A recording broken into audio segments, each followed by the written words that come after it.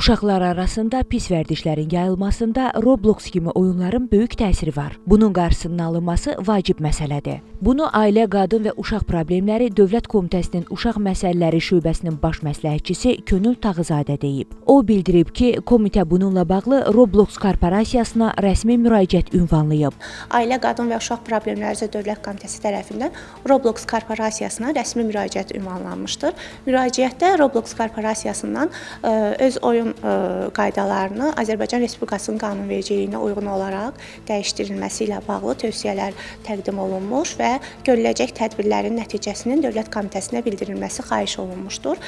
Bizim qeyd etdiyimiz tövsiyələr nəzərə alınmadığı təqdirdə müvafiq dövlət qurumu tərəfindən qanunvericiliyə müvafiq olaraq tədbirlər görüləcəyi nəzərdə tutulmuşdur. Bildirildi ki, təxminən bir ay müddətinə rəsmi müraciətə cavab gəlməyəcəyi təqdirdə aidiyyatı üzrə tədbirlər görüləcək. Komitə rəsmisi onu da vurğuladı ki, valideynlər bəzən övladlarına Roblox və digər oyunları oynamaq üçün öz mobil telefonlarını verirlər. Bu isə internet məkanında uşaqlar üçün əsl rəqəmsal təhlükə mənbəyi olur. Əsas təhlükə yaradan məsələlərdən biri də odur ki, valideynlər bəzən öz telefonlarını övladlarına oynamaq üçün təqdim edirlər və öz telefonları yetişkin şəxslər üçün nəzərdə tutulmuş proqramları dəstəklədiyindən, yəni valideyn nəzarəti proqramları tətbiq olunmadığından övladlarının oynadığı oyunlarda yaş kateqoriyaları düzgün tənzimlənmir və övladının yaşına uyğun olmayan oyunlar övladının qarşısına çıxır. O da bildirildi ki, ümumilikdə Roblox platforması geniş oyun şəbəkəsinə malikdir və uşaqlar üçün demək olar ki, heç bir ciddi giriş məhdudiyyəti mövcud deyil. Uşaqlar orada öz ideyalarını sərbəst şəkildə reallaşdıra, həmin məzmunu dərhal ictimailəşdirə və digər uşaqları da bu prosesə cəlb edə bilirlər. Bu isə ciddi və zərərli nəticələr doğura bilər. Aytən Fehruz, Emin Hacıyev, Xəzər xəbər.